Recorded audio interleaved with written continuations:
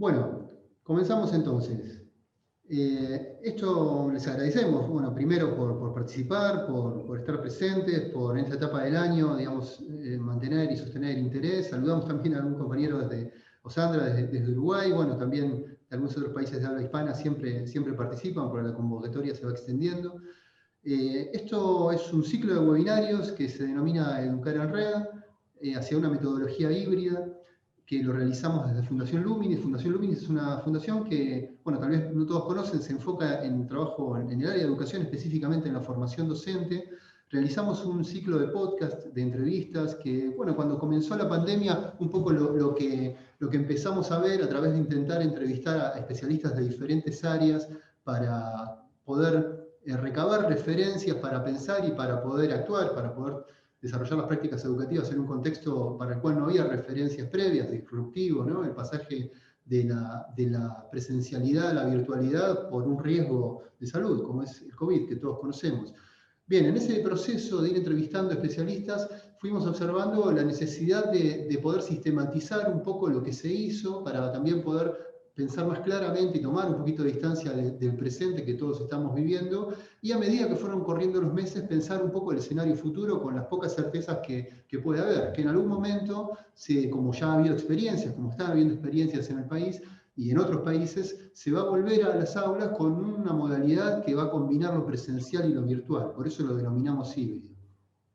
En ese sentido, pensamos el intentar convocar a diferentes voces que desde sus áreas de especialización puedan brindar referencias concretas y vincularlo con herramientas digitales también concretas para poder desarrollar actividades en esas dos modalidades. Como decíamos, agradecemos a Facebook por apoyarnos en este proyecto y por hacerlo posible también. Agradecemos también al Ministerio de Educación de la Nación, que a través de su apoyo en la difusión y en digamos, en el momento que se van desarrollando los webinarios, pero también posteriormente, nos habilita la posibilidad de estos videos que le decíamos que vamos a realizar con la edición de los webinarios, poder difundirlos en su plataforma.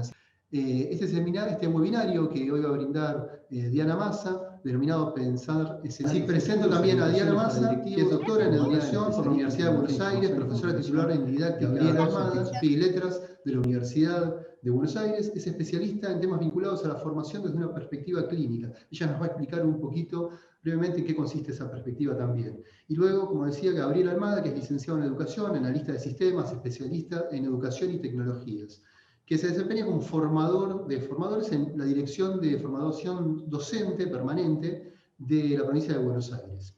Bien, ya con esta, espero que haya sido breve introducción, damos comienzo y va tu voz. Ya tenés tu cámara disponible y todos te prestamos atención, Diana. Un gusto, muchas gracias por estar.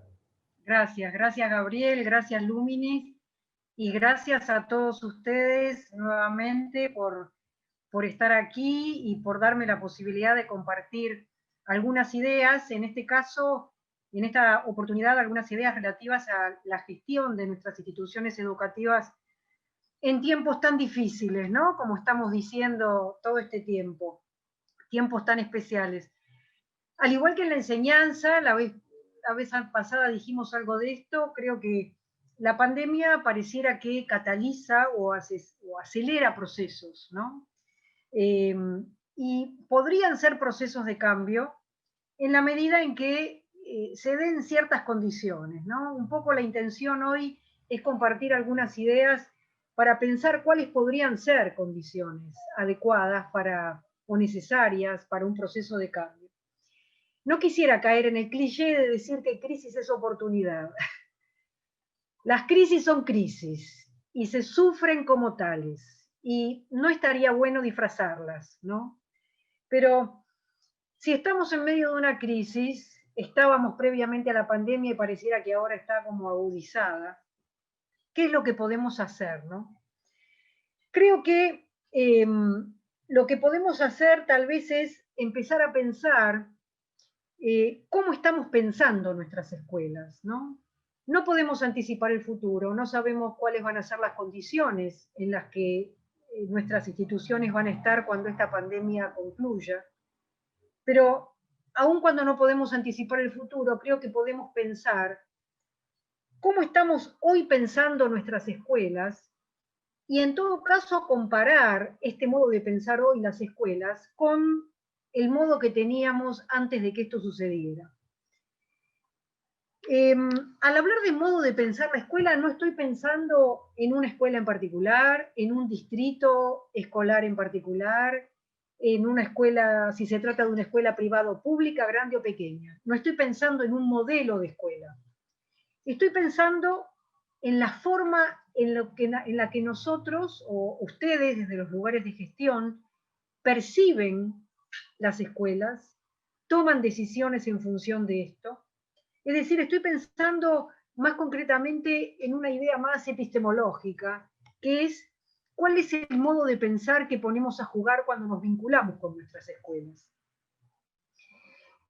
Voy a atreverme a formular una hipótesis y ustedes me dirán si es útil para que cada uno pueda formularse preguntas en relación con esto.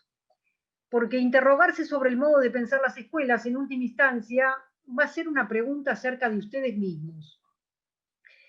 La hipótesis que plantearía es que la situación de pandemia y la pérdida de posibilidad de asistir físicamente a nuestras escuelas está generando la necesidad, ustedes me dirán si es así o no, de lo que podemos llamar pensamiento en red. ¿A qué llamo pensamiento en red? No me estoy refiriendo particularmente a las redes informáticas, aun cuando la idea de red en informática nos pueda brindar como una metáfora útil de esto, ¿no? Me estoy refiriendo más a un modo de pensar que hace más hincapié en las relaciones entre los fenómenos que en los fenómenos mismos. O hace más hincapié en las relaciones entre los componentes de nuestras instituciones más que en los componentes mismos. Se trata de como les decía hace un momento, si pensamos que estamos modificando nuestro modo de pensar, se trata de un cambio más de tipo epistemológico. Y no es un cambio fácil ni un cambio automático. ¿Por qué? Porque fuimos formados, todos nosotros, en un modo de pensar que separa y que entiende que analizar un problema es separarlo en partes. Fuimos formados en una forma de pensar que discrimina, que diferencia, que separa roles, funciones, tareas, áreas de nuestra institución. Este modo de pensar tan moderno, diría que es un ejemplo más de la modernidad, donde justamente lo que hacemos es, para darle claridad a las cuestiones, a las cosas, a los problemas que tenemos, separamos. La vieja frase, el viejo dicho popular, separar la paja del trigo, tiene mucho que ver con esta idea, ¿no? Y tal vez por esto sea que nos cueste, ¿no? Muchas veces nos cuestan los proyectos compartidos, las miradas interdisciplinarias. Es decir, que aprendimos a operar en nuestras instituciones, en las que hemos crecido, en las que nos hemos formado, más separando que uniendo o vinculando, ¿no? Hoy sabemos que las instituciones son espacios complejos, que están atravesados por un contexto social, cultural, político, financiero, ¿no? Que lejos de ser un marco externo para nuestra escuela, en realidad es un espacio que transversalmente se mete dentro de nuestra escuela y pasa a formar parte de ella, ¿no? Es decir, que cada vez pensamos más a nuestras escuelas como sistemas abiertos y sensibles a su entorno. Ahora, ¿por qué podemos vincular más fácilmente la relación de la escuela con su contexto externo? Es decir, pensar más fácilmente los vínculos entre la escuela y el afuera. Podemos hoy tener claridad sobre el impacto que tiene la pobreza en lo que sucede dentro de la escuela, o el impacto que tiene la inseguridad dentro de nuestra escuela. Es decir, podemos percibir con mayor facilidad el impacto que el afuera tiene en el adentro, pero no siempre podemos percibir lo que sucede dentro de la escuela en términos de relaciones o de vínculos, ¿no? ¿Por qué seríamos como resistentes a ver esto? sin pretender generalizar. Obviamente cada nivel del sistema tiene su propia idiosincrasia, en algunos niveles esto es más difícil que en otros.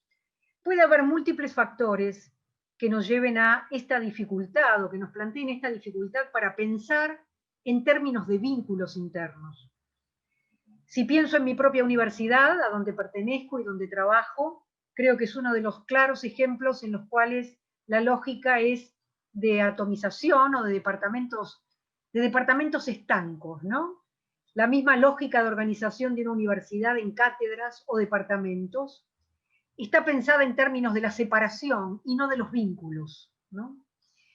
Diversos factores pueden ayudar a esto o dar lugar a esto, algunos que tienen que ver con el modelo de contratación de los docentes, con aspectos salariales, con aspectos estatutarios, organizacionales de distinto tipo.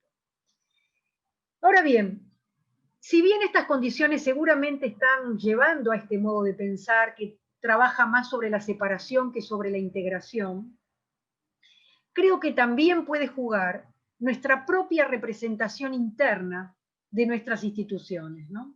La forma en la que nos representamos nuestro lugar, el lugar de los otros, y la forma en la que promovemos la interacción entre los otros. El concepto de red es un concepto que ha sido especialmente trabajado, por si les interesa profundizar sobre esta idea, por Elina Davas y Denis Nachmanovich. Nachmanovich, una bioquímica, pero dedicada a la epistemología, y tienen trabajos bien interesantes sobre la idea de red como modo de pensar epistemológico, llevado al terreno de la educación y llevado al terreno también de la salud, ¿no? Pensar en red significa alterar algunos criterios y pautas de funcionamiento que hoy parecen estar en crisis, pero que no encuentran todavía nuevas formas, ¿no? Nuevas formas de concreción. Voy a tratar de mencionar algunos de los fenómenos que son heterogéneos por su naturaleza y que por algún motivo a veces no los ponemos en vinculación. Yo intenté discriminar tipos de fenómenos que son parte de la vida de nuestras instituciones, que podríamos decir que dan lugar a distintas dimensiones o distintos puntos de vista desde los cuales mirar nuestras escuelas, nuestros institutos, con la intención de que sirvan para pensar, ¿no? Yo discriminé 5, no por ser todos, pero sí por, a mi modo de ver, ser 5 importantes. El primero de ellos, el primer tipo de fenómenos que hacen a la vida de nuestras instituciones, tiene que ver con la forma en la que se distribuye el poder y el control. Hoy el poder en quienes conducen está siendo cuestionado, también en nuestros docentes está siendo cuestionado el poder que poseen, ¿no? Sin embargo, no está siendo fácil generar nuevos modos o modos alternativos de distribución del poder. O, tal como Davas y Nachmanovich señalan, el paso de lo que sería el predominio de un poder jerárquico más tradicional a lo que ellos llaman un sistema heterárquico. Puede ser una idea interesante para pensar sobre cómo pensar nuevas formas de distribución del poder. Un modo de una distribución de poder heterárquica, dicen ellas, tiene que ver con la existencia de jerarquías simultáneas o sucesivas, pero en áreas particulares de la institución y basadas en el conocimiento. Esto significa que no deja de existir una estructura jerárquica, pero sin embargo esta se alterna en forma simultánea o sucesiva con otros modos de distribución de poder según proyectos específicos y en base a la experticia o al conocimiento que otros actores institucionales puedan tener en determinado momento del tiempo. Este primer tipo de fenómenos que tienen que ver con la distribución del poder se ubicarían dentro de lo que yo llamaría una dimensión de lo político dentro de nuestra institución.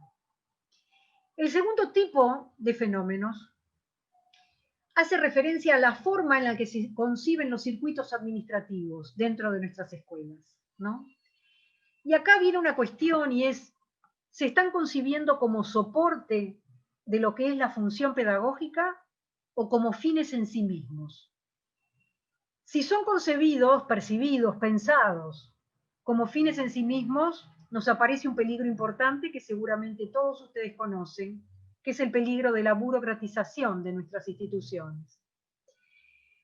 Esta tensión entre burocratización versus, podríamos llamarle, vitalidad de nuestras instituciones, hacia una dimensión que yo llamaría la dimensión organizacional. Es decir, también hacia un modo de pensar, pero en la dimensión de los circuitos, de los modos de operación. El tercer tipo de fenómenos hace a la forma en la que las personas viven y sienten a la institución. Esta tercera dimensión, a la que podríamos llamar dimensión psicoafectiva, nos dice o nos permite pensar que las personas no solamente establecen vínculos formales con las instituciones de las que forman parte, sino que también establecen vínculos fantasiados. ¿Qué significa un vínculo fantasiado? Establecen relaciones de tipo afectivo.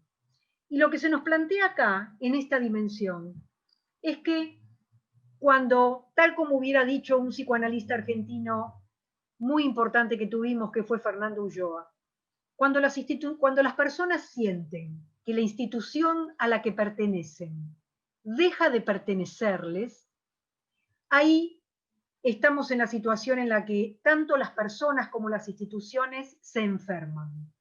Es decir, que en esta dimensión, la dimensión de lo psicoafectivo, con lo que tomamos contacto es con la salud de nuestras instituciones. Y por supuesto con la salud de nuestras personas también. La cuarta dimensión hace referencia a la forma en la que desde nuestro lugar de gestión concebimos el conocimiento que es objeto de transmisión y de construcción.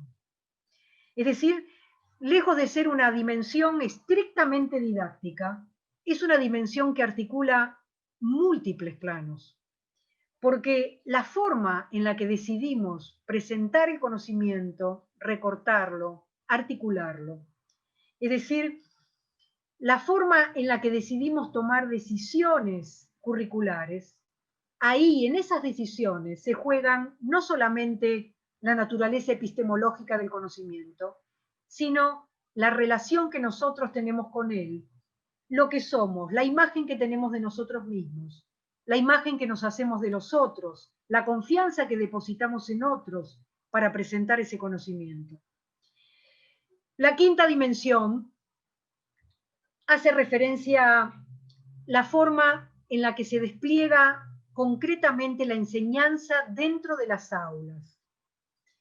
Alguien en esta dimensión que podríamos llamar pedagógica y didáctica, alguien podría decirme, bueno, pero esta dimensión no tiene que ver tanto con la gestión, tiene que ver con el trabajo de los docentes.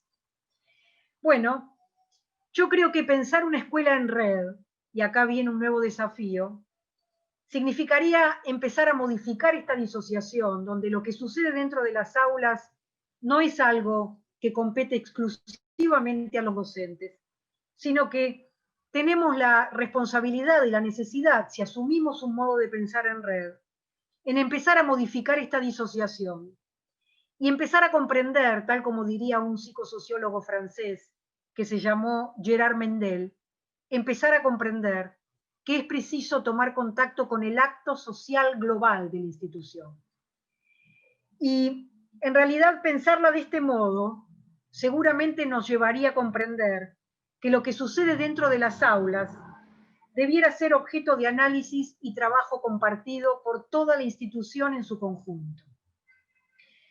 Pensar la escuela en red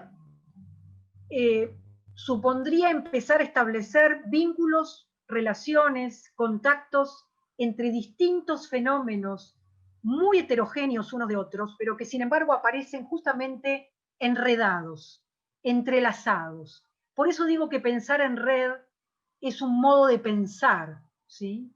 No se traduce necesariamente en un tipo de acción, sino es un modo de percibir la realidad de nuestras instituciones y tomar decisiones en consecuencia. Si asumimos un modo de pensar en red, tenemos que animarnos a ser más adaptables, más flexibles, más tolerantes de lo incierto y tolerantes también de las propias bifurcaciones que seguramente va a tener nuestra acción, de un modo más estratégico que programático. Si pensamos en red, a lo mejor nos podemos formular preguntas. Y entonces, tal vez para seguir conversando y para que Gabriel nos pueda aportar algo también, les dejamos una pregunta que tal vez pueden contestar, ¿no? Si ustedes mismos pensaran en estas dimensiones o en estos tipos de fenómenos que yo describí muy sucintamente recién, ¿cuáles de estas dimensiones, de este tipo de fenómenos que hacen a la vida de las instituciones que ustedes habitan, parecieran estar presentándoles en este momento mayor dificultad? La dimensión de lo político, es decir, lo que hace a la distribución del poder y del control dentro de las escuelas, de los institutos en los que ustedes están. La dimensión de lo organizacional y la articulación del soporte administrativo con el resto de las áreas. La dimensión psicoafectiva y la necesidad de seguir sosteniendo un espacio como de alojamiento afectivo de sus docentes, de sus alumnos, de sus padres. La dimensión curricular y la forma en que se adapta la enseñanza a este contexto particular. O la dimensión pedagógica y didáctica y lo que termina ocurriendo concretamente entre sus docentes y sus alumnos. Bueno, les dejamos la pregunta, esperamos que puedan responder y sobre eso seguimos charlando. Bien, muchas gracias, Diana. Están viendo entonces en pantalla una pregunta interactiva, una especie de encuesta, en la cual van a ir viendo también los resultados a medida que vayan respondiendo, ¿no? Con esta reflexión que, tras la tan clara y lúcida exposición que nos brindó Diana, nos permite repensar un poquito algunos aspectos que tienen que ver con, bueno, preocupaciones, ¿no? De este año tan particular, tan excepcional en cuanto a no tener referencias previas para poder abordar esta situación. Luego, Gabriel Almada va a retomar algunos puntos vinculados al trabajo colaborativo, presentando una herramienta digital, y posteriormente vamos a tener un espacio de preguntas para que puedan, a través del chat, preguntar a Diana y a Gabriel todas las cuestiones que les hayan surgido en torno a toda esta articulación de las dos propuestas, ¿no? De las dos exposiciones. Vemos ahí que la dimensión pedagógica es una dimensión que tiene una relevancia importante en cuanto a la preocupación, ¿no? Seguramente en relación a esta necesidad de adaptar de manera abrupta la presencialidad, la propuesta de enseñar presencialmente a la virtualidad. ¿Cómo ves un poco eso, Diana, en relación a estos resultados? Sí, es interesante, ¿no? Seguramente, no sé, me atrevería a formular alguna hipótesis si es que lo que está dando más trabajo en este contexto de pandemia es poder tomar contacto con lo que efectivamente está pasando en la enseñanza, ¿no? No sé cuántos de los que están respondiendo están efectivamente en puestos de gestión o son docentes. Tal vez sería interesante tener este dato, ¿no? Pueden ir comentándolo en el chat, entonces, como para tenerlo presente para el momento de las preguntas finales. También la psicoafectiva, ¿no? Como segundo orden, evidentemente también que está vinculado a lo pedagógico, porque tiene que ver con el vínculo, ¿no? Así es. Fundamentalmente, cómo mantener ese espacio continente. Así es. O cómo reconstruirlo, ¿no? Cuando cambia la modalidad de vinculación a través de un entorno como este, ¿no? Por ejemplo. Sí, y sin duda cuando todo lo que hace al continente afectivo, a la capacidad de alojar afectivamente a los otros, en buena medida está soportado en la presencia y en el cuerpo, ¿no? Y por lo tanto, el mundo de la virtualidad no es tal vez el mejor mundo, o por lo menos no tenemos estrategias muy desarrolladas todavía para poder seguir sosteniendo esto sin estar presente, ¿no? Así que es entendible que esto esté preocupando particularmente. Claramente. Y esto que mencionabas en relación a mantener, digamos, la presencia, cómo también y qué desafío, ¿no? El cómo llevarlo a una instancia de virtualidad en cuanto a un trabajo colaborativo. Cuando vemos aquí en el chat que hay muchos directivos, supervisores, coordinadores de medios, hay docentes también, hay maestras, hay profesores de diferentes niveles, tanto de nivel inicial, primario y secundario, estoy observando, secretarias, directores. Bueno, Gabriel, ahora comentarnos un poco cómo podemos trabajar de manera colaborativa a través de la virtualidad con alguna herramienta que tal vez algunos ya conocen, pero bueno, presentando diferentes modalidades y aspectos para poder trabajar. Gracias, Diana, y retomamos ahora en las preguntas. Quitamos la encuesta de pantalla. Perdón, acabamos de hacer exactamente lo inverso, ¿no? Ahí estamos, ¿no? Ahí está. Sí, estás vos, Bien. Gabriel, vamos. Perfecto. Bueno, un poco la idea, buenas tardes y a todos y todas. La idea es un poco retomar algunas de las cuestiones que planteó Diana en relación a estos escenarios futuros. En este encuentro, la idea es trabajar con orientaciones para los directivos y algunas de las dimensiones que mencionó Diana las podemos trabajar a través de la tecnología, ¿sí? Como ella bien aclaró, esta manera de pensar la escuela en red no tiene un correlato exacto con las redes informáticas, pero desde algunas herramientas informáticas podemos potenciar este pensamiento en red.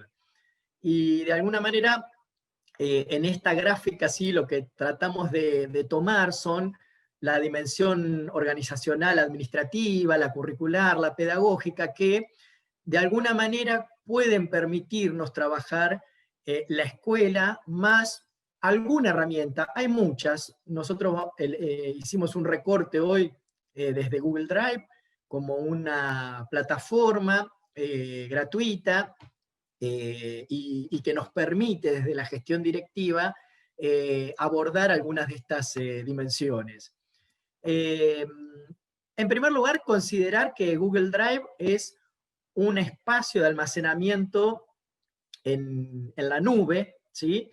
Y que, como cualquier espacio de almacenamiento, requiere de una organización, ¿sí? Yo puedo tener en mi dirección una biblioteca y puedo dejar todos los papeles sueltos, o puedo acomodarlos en biblioratos, rotular los biblioratos, para que después sea más rápido ir a encontrar las planificaciones, los proyectos, los seguimientos de las trayectorias de los estudiantes, etc. Entonces, por un lado, Drive nos permite crear carpetas para organizar la información, y también nos permite subir información que tenemos almacenadas en nuestra computadora, pero que la queremos subir a un espacio, porque el objetivo futuro es el de compartir, el del poder trabajar información junto con los otros, porque en esta manera de pensarnos en red necesitamos un poco salir de eso que mencionaba Diana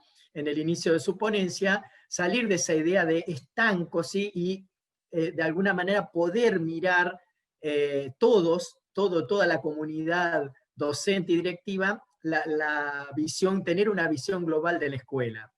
Entonces, con las carpetas vamos a poder organizar, pero además tenemos también la posibilidad de crear con aplicaciones que trae Drive, como documentos, hojas de cálculo, presentaciones, formularios, que nos permitirán de alguna manera utilizar las funciones básicas de los programas de oficina, pero con un sentido de trabajar de manera colaborativa, con un sentido de decir, no hago la planificación de mi materia como un instrumento de formalidad que se presenta en un momento, impresa, se guarda en un folio, en una carpeta y ahí quedó, sino que pienso esa planificación como un cuaderno que continuamente está en una versión borrador, en la que voy dejando anotaciones, en la que voy dejando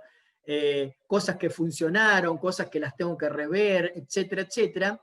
Y además, lo bueno sería tener un espacio donde podamos ver las planificaciones de nuestros colegas, podamos dejarnos comentarios, y los directivos desde su rol de gestión también nos puedan dejar comentarios, sugerencias, etc. Y en ese sentido, hay una cuestión importante que es la de los permisos. Podemos aplicar permisos a carpetas, es decir, todos los materiales que estén en una carpeta van a tener los permisos que le demos a esa carpeta. Es decir, yo puedo compartir una carpeta con permiso de lector, es decir, la persona que accede va a poder acceder a todo lo que está en esa carpeta, pero no va a poder borrar documentación. O puedo darle permiso de editor, en ese caso, cualquier usuario que entre a la carpeta va a poder modificar, borrar el contenido que tiene la carpeta. Lo que tiene bueno Google Drive al respecto es que nos permite usar las dos categorías, es decir, puedo tener un grupo que tenga permiso de lector y otro grupo que tenga permiso de edición. Y lo mismo nos va a ocurrir con los documentos, ¿sí? En los documentos también tenemos un botón compartir. Cuando creamos un documento, ese documento es privado, pero cuando tocamos el botón compartir, también podemos darle permisos. En el caso de los documentos, los permisos tienen tres tipos, tres categorías. Editor, que es aquel que puede modificar el contenido del documento. Comentador es aquel que puede dejar un comentario al margen, pero no puede tocar el contenido principal del documento. Y el permiso de lector, que es el que tiene menor categoría en relación de los permisos, que solamente va a poder leer el documento, pero no va a poder intervenir en el mismo. La idea ahora es mostrar esto en un caso concreto, ¿sí? Así que voy a salir de la presentación para mostrar. Aquí se está viendo mi espacio de Google Drive. En mi unidad yo creé una carpeta de Fundación Luminis para evitar que se vea todo el resto de los contenidos. Y Gabriel, acá tengo vamos una a tomar... pregunta. Sí, Perdón que te Gabriel. interrumpa, pero es una pregunta que surge recurrentemente. ¿Qué pasa cuando alguien en un documento es compartido y, por ejemplo, alguien lo modificó sin querer, algo que no tenía que modificar? Sí. ¿Cómo recuperamos eso? Sí, ahora lo mostramos con este ejemplo que voy a mencionar, ¿sí? Está buena la pregunta, Gabriel. Bueno, vamos a un caso. Supongamos que yo tengo una carpeta en mi computadora y en esa carpeta tengo una planificación, un plan de clase, lo que sea, ¿sí? Ese documento, que en este caso es un documento de Word, yo lo puedo arrastrar, ¿sí? Y lo puedo subir a la carpeta de Google Drive. Cuando lo subí, ese documento se subió con el formato nativo, que es el formato de Word. Pero nosotros podemos, en este caso, abrirlo al documento, y el consejo siempre es tratar de trabajar con el formato nativo de Google Drive. Entonces, cuando yo lo abro, ven que aquí arriba me dice .doc. Eso me está advirtiendo que es un formato de Word y no es un formato de Drive. Mi consejo siempre es, desde archivo, guardarlo como documento de Google, porque eso lo que nos va a permitir es tenerlo en la versión nativa de Google, ¿sí? Si yo vuelvo a la carpeta, ven, me queda 2 veces el documento. Lo que podemos hacer ahí tranquilamente es la versión que tenía Word, la eliminamos, ¿sí? Y nos quedamos con el documento en formato documento de Google. Vamos a la cuestión de, que preguntaba recién Gabriel. Supongamos que yo aquí tengo este documento. Me parece que cuando uno trabaja de manera colaborativa, sería interesantísimo que las instituciones empezaran a crear carpetas donde colocan las planificaciones de los docentes, donde cada uno puede ver esa planificación del colega, puede dejarle una sugerencia, un comentario, etcétera, etcétera. Y entonces aquí aparece esta cuestión de el escribir con otros. Y el escribir con otros, obviamente, va a requerir ciertos acuerdos en la escritura. Si este documento lo escribió Diana y yo entro para participar, yo no puedo seleccionar todo esto y borrarlo, porque ahí estoy rompiendo toda la relación vincular con Diana, porque ella dedicó un tiempo, ¿sí?, una producción intelectual, y yo entré y sin consulta previa se lo eliminé. Lo ideal sería, si a mí me gustaría reescribirlo o darle una sugerencia, pintar esto, la parte que corresponda, todo, una parte, un fragmento, el párrafo, y dejar un comentario. Con ese añadir comentario podemos ahí comentar en relación a lo que quedó pintado, por ejemplo, si te parece cambiar, bueno, y bueno, vamos a dejarlo ahí nomás, ¿sí?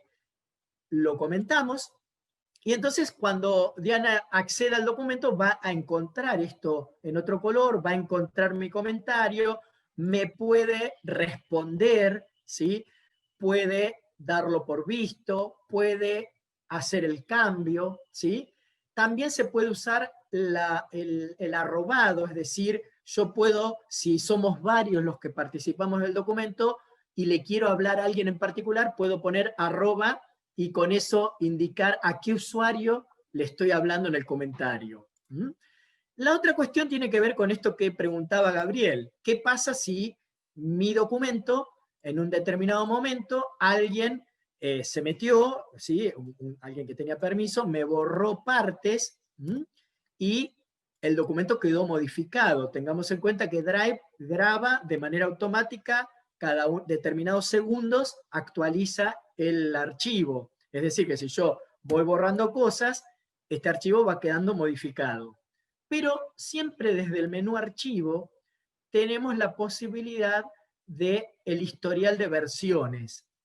En ese historial de versiones podemos ver el historial de versiones y ahí se va a ir grabando de manera secuencial la versión original, la próxima versión y así sucesivamente todas las que tengamos, ¿sí? Cuando va cambiando el día, obviamente acá va a cambiar la fecha y además, si hay varios participantes que hicieron cambios, me van a aparecer indicados los nombres de los que aplicaron los cambios y al tocar voy a poder ver qué fue lo que cambió ese usuario y también puedo restaurar, ¿ven?, una versión anterior. Es decir, yo puedo ir a la versión anterior, restaurarla, la restauro y el documento, ven, volvió al formato original. Esto en relación a los documentos, ¿sí? La cuestión del compartir, que yo la mostré en la placa, lo vamos a hacer con este botón compartir. Cuando yo lo miro dice privado solo para mí, pero cuando tocamos el botón podemos ir agregando los usuarios. Por ejemplo, lo puedo agregar a Gabriel y ahí fijando los permisos que le damos a esos usuarios, pueden ser más de uno, y obviamente lo ideal sería enviarle un mensaje en el que cuando le llegue al mail le diga, bueno, te comparto el documento para que me des tu opinión, para que me ayudes a producirlo, etcétera, etcétera. Esto es en relación al compartir. Otra cosa que me gustaría mencionar, para no prolongar tanto la exposición, es la cuestión de las planillas de cálculo.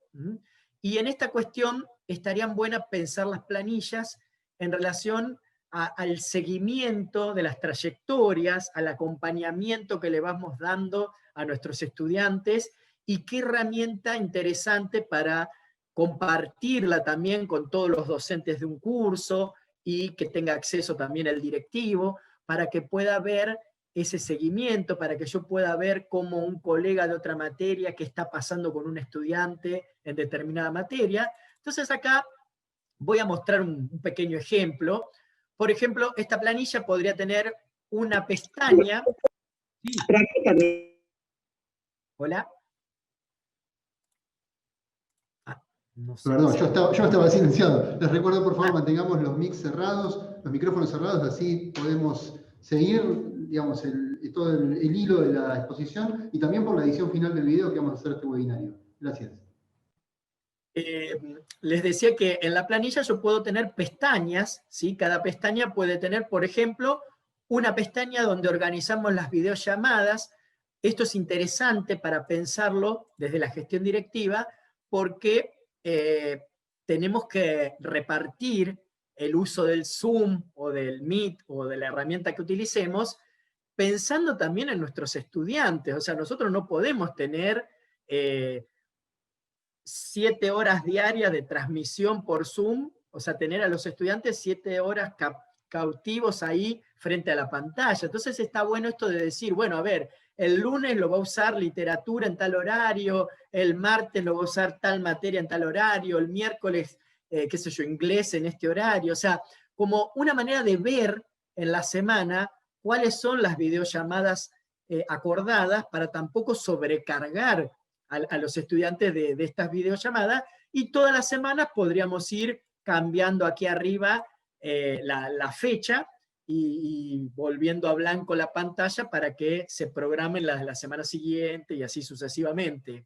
Y la otra cuestión, estaría bueno tener una pestaña por cada espacio curricular, por cada materia, donde tengamos la lista de los estudiantes y donde el docente pueda diseñar. Acá sí podría quedar a criterio de cada materia, de cada docente, las categorías que quiere registrar. Por ejemplo, yo podría decir, bueno, voy a registrar quiénes estuvieron presentes o no en la videollamada por Zoom, quiénes completaron o presentaron las actividades y no, tener totales. Esto es una herramienta que me permite a mí tener una idea de cantidad de participantes, cantidad de estudiantes que están resolviendo las actividades que les proponemos. Y también cuando esto lo repetimos aquí abajo en una pestaña para cada materia, nos permite también tener una idea global, a ver qué le pasa a Juan Pérez si no participa y no presenta nada en ninguna materia o es en alguna en particular. Y ahí me parece que también es una información necesaria para la gestión directiva, para decir qué podemos hacer, qué alertas están sonando y cómo podemos acompañar la trayectoria de ese estudiante que está desvinculado, que no está participando, que no está entregando las actividades, ver si es en una materia, si es en todas, y tomar decisiones. Pero para poder tomar decisiones tenemos que tener información. Y me parece que el tener la información disponible en un espacio compartido, en un espacio donde todos los docentes y directivos lo podemos ver, nos permite mirar de una manera más global y no de esa mirada tan mi materia, mi espacio, desconectada del resto. Bueno, la idea de esto obviamente era presentar un pantallazo, y ahora, bueno, obviamente vamos a las preguntas que puedan surgir para Diana, para mí, para ambos, ¿sí? Así que bueno. Así es. Muchas gracias, Gabriel. Estuvo muy claro, muchos comentarios valorando, digamos, aspectos que no conocían del uso de la herramienta, y también conceptos que tienen que ver con la organización y que retoman varios de los temas que planteaba Diana, ¿no? En relación al trabajo, digamos, al trabajo como una red, ¿no? Como una red institucional que se sostiene en la virtualidad. Bien, han surgido varias cuestiones a lo largo de la exposición. Les propongo a todos que vayan incorporando sus preguntas en el chat, ¿sí? Preguntaban si iba a haber bibliografía. Sí, en el próximo boletín del martes que emitimos en Luminis vamos a difundir uno de los textos de Diana, vinculados un poco a una reflexión sobre este proceso de educación en cuarentena.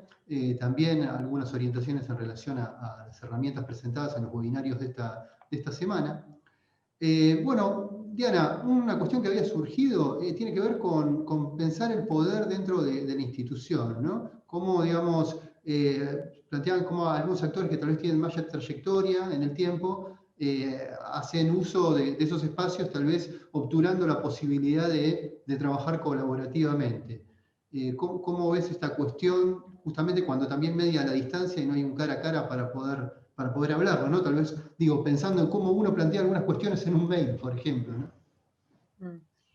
Creo que en todo lo que involucra lo relacional, la distribución del poder y del control es un problema relacional y no casualmente está estudiado por la sociología o la psicosociología, que tienen como objeto lo relacional.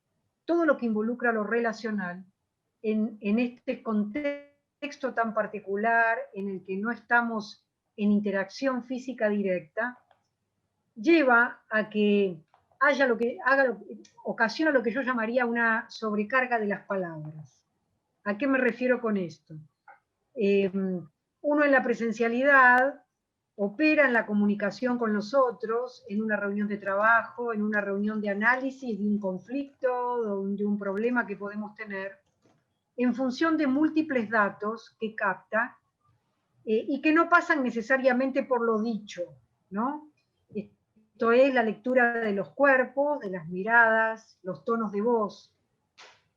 Lo que se nos plantea en este contexto tan particular es que analizar un problema o solucionar un conflicto entre distintos actores de la institución, entre distintos grupos y demás, el único medio que tenemos son las palabras, ¿no? Lo cual tal vez sea esta la causa por la cual estamos tan agotados, ¿no? Es decir, tenemos que pensar excesivamente sobre lo que decimos y cómo lo decimos, porque sabemos que es la única vía. Si prestáramos un poco de atención a lo que nos cuentan los analistas del discurso, veríamos que decimos muchas más cosas a través de el cómo enunciamos nuestros mensajes que a través de lo que creemos que decimos literalmente. ¿Qué quiero decir con esto? Todo lo que es la problemática de las relaciones, como vos decías, el problema del poder, todo lo que es lo que hace a los vínculos afectivos y a la necesidad de contener al otro cuando sentimos que hay un otro que necesita nuestro acompañamiento, nuestro sostén, nuestra continencia, ya sea desde lo social o ya sea desde lo psíquico, en realidad nos remite a una responsabilidad extra sobre las palabras que utilizamos, ¿no? Esto no es algo fácil, esto no es algo sencillo de aprender en poco tiempo, pero tal vez lo único que les podría decir es, bueno, nos ubica en la situación de pensar mucho más sobre la forma en la que hablamos. Porque cuando hablamos, no solamente transmitimos un mensaje que podemos pensar un mensaje literal o aquello que las palabras denotan, dirían los lingüistas, sino que además connotamos. Es decir, remitimos a cosas que van mucho más allá de las palabras. Cuando hablamos, hablamos de nosotros mismos. Transmitimos una imagen acerca del lugar que nosotros creemos que tenemos en relación con el otro. Y además le estamos dando un mensaje mucho más implícito que explícito, un mensaje acerca de quién es el otro, ¿no? De qué posibilidad tiene de aprender, de qué posibilidad tiene de entendernos o no. Es decir que, bueno, tomamos verdadero contacto con lo que es la complejidad de la comunicación y no de la mera transmisión de información. Bien, gracias Dana. Diana, perdón. Dana es una compañera en nuestro equipo. Hay un tema que ha surgido que tiene que ver con la resistencia, digamos, que plantean acá al trabajo en red, ¿no? Al trabajo colaborativo, tanto a pensarlo conceptualmente muchas veces en aspectos, o tal vez no pensarlo, pero sí en cuestiones actitudinales, prácticas, y que se vincula también, digamos, a cuestiones de índole de aprender cómo utilizar cierta tecnología, cierto recurso. Digo, esto es una pregunta para los dos, ¿no? ¿Cómo ven las resistencias en aspectos que tienen que ver con lo vincular y con el aprender cómo utilizar una herramienta que se basa en su concepción en el trabajo colaborativo en equipo y cómo se puede intentar generar un contexto de prácticas y de ejemplos que las puedan desmontar, destrabar, ¿no? Resolver. Va para los dos, así que organícense. ¿Quién quiere contestar primero? Gabriel, ¿querés empezar? Como quieras, Diana.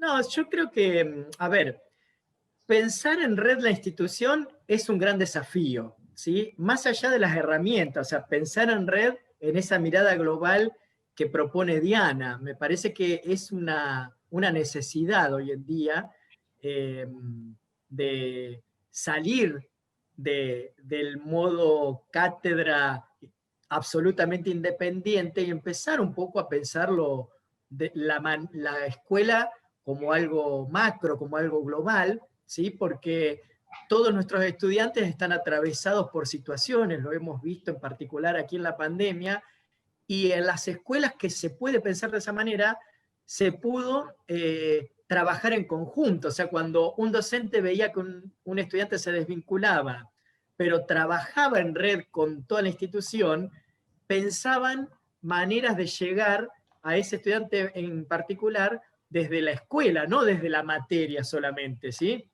Y en relación a la herramienta, me parece que también las resistencias a veces pasan porque para poder trabajar de manera colaborativa tenemos que potenciar los vínculos, las relaciones entre el equipo docente y también generar una costumbre de escribir con el otro, ¿sí? Y escribir con el otro no es una cuestión sencilla, o sea, parece simple desde lo tecnológico, pero escribir juntos requiere un tiempo individual de lectura, de pensamiento, un acuerdo con el otro de las maneras en que vamos a intervenir en el documento, respetos hacia las escrituras de todos los que participan de esa escritura colectiva.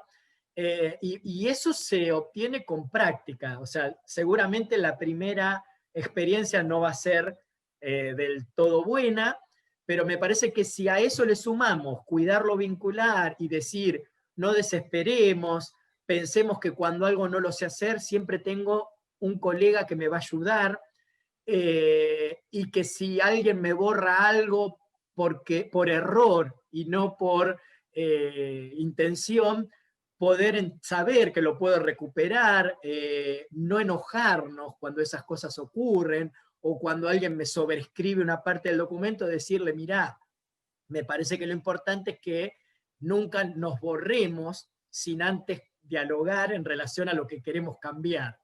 Creo que es toda una construcción que se va dando cuando la empezamos a hacer. Ahora, si no la hacemos, si no nos animamos a probar, es una construcción que nunca se va a dar. Entonces me parece que ahí también un poco está esto de empezar a pensar la institución, y creo que aquí tenemos muchos directivos, pensar la institución como un gran equipo, y empezar a dejar público en ese equipo cuestiones que no pueden quedar guardadas en una carpeta de la dirección, porque también hacen a la mirada general que todos los miembros tienen de la escuela. Yo sumaría a lo de Gabriel, no con la intención de complejizarlo, pero bueno, sumaría el hecho de que para que podamos trabajar juntos, debiera darse condiciones para vivir ese espacio como un espacio seguro. ¿Qué quiero decir esto? No solamente se trata de un hábito, ¿no? Sin duda que es un hábito, como dice bien Gabriel, que se ancla en la repetición de buenas experiencias, ¿no? Y en el hecho de que las experiencias buenas predominen sobre las malas. Pero creo que en la base de esa posibilidad está el generar condiciones afectivas donde sea seguro colaborar, ¿no? Y esto nos conecta con una dimensión menos visible, pero que sin embargo juega en forma permanente porque es parte de la vida humana, y es que para que algo se viva como seguro, como confiable, es decir, la idea de confianza, ¿no? El hecho de que uno tenga confianza en que lo que va a poner en ese drive no va a ser tomado en su contra, para decirlo en términos jurídicos, o no va a ser tomado como una agresión, por ejemplo, ¿no? Entonces, ¿cómo se logra esta confianza? Hay un sociólogo y filósofo alemán que se llamó George Simmel y dijo que la confianza es una hipótesis sobre la conducta futura del otro. Es una definición muy sencilla, pero sumamente útil para tratar de entender que en nuestras instituciones, en nuestros espacios de trabajo, tenemos que generar condiciones para que quienes forman parte de ese espacio puedan construir una hipótesis acerca de nuestra conducta futura. Si quienes trabajan con nosotros pueden construir la hipótesis acerca de que nuestra conducta futura va a ser una conducta de aceptación, de racionalidad, una conducta que no vaya en contra de las personas, entonces ahí creo yo que está el secreto, si es un secreto, para generar espacios seguros, ¿no? Si esto se da como condición, bueno, seguramente el Google Drive va a fluir y la gente va a sentir la necesidad de poder expresarse y va a poder interactuar. Pero creo que tenemos que pensar en esto, ¿no? ¿Qué es lo que pasa cuando esto no es posible? Y si lo que pasa no tiene que ver con falta de dominio técnico sobre la herramienta, sino sobre la vivencia de que lo que se diga va a ser tomado en un sentido distinto, por ejemplo, ¿no? Creo que esto, bueno, de alguna manera suma lo de Gabriel y puede permitirnos pensar un poco, ¿no? Bien, Diana, muchas gracias. Bueno, hemos llegado al fin de este webinario, intentando brindar referencias para pensar el presente, para pensar lo que se hizo y para pensar este futuro que se visualiza como híbrido, ¿no? Se visualiza en esta mixtura entre lo virtual y lo presencial, con todas las características que tendrá lo presencial en relación al protocolo y también con todas las características que tendrá lo virtual en relación a poder pensarlo y organizarlo en base a las referencias de los problemas que se fueron sorteando, ¿no? Como decíamos al principio, una situación para la cual no teníamos referencias previas. Leíamos en los comentarios, digamos, que hablaban también como de desgaste mental, de un cansancio también en relación a justamente a tener que poner energía y tiempo para abordar cada uno de esos problemas. La idea es que, bueno, podamos ir administrando esa energía y ese tiempo de atención de una manera más útil en base a la experiencia realizada. Y esa es la intención de esta propuesta. Agradecemos mucho a Diana Massa, a Gabriel Almada, agradecemos a Facebook también por hacer posible este ciclo de webinarios. Agradecemos al Ministerio de Educación de la Nación por querer publicarlos, valorar, digamos, este ciclo y querer publicar los videos de los webinarios en la plataforma Educar. También van a estar en el sitio de Fundación Luminis, en www.fundacionluminis.org. Vuelvo a compartir aquí en el chat el link donde pueden ver los próximos webinarios y pueden seguir inscribiéndose y participar, los que estén interesados. Les agradecemos mucho a todos ustedes también por la energía, el tiempo y la voluntad de estar hoy aquí, valorando, digamos, a Diana y a Gabriel y valorando también a sus alumnos, ¿no? Porque es parte digamos, de esta práctica docente, seguir formándose o el incorporar las referencias que nos sirvan para poder hacer un poco mejor lo que estamos haciendo todos los días. Bueno, muchas gracias a todos. Va un aplauso virtual, aquí con un emoji, que también lo podemos utilizar como elemento de comunicación, y nos reencontramos la próxima. Un saludo a todos, gracias por venir de todas partes del país. Mucha suerte. Hasta luego. Muchas gracias y saludos a todos. Gracias a todos. Muy interesante.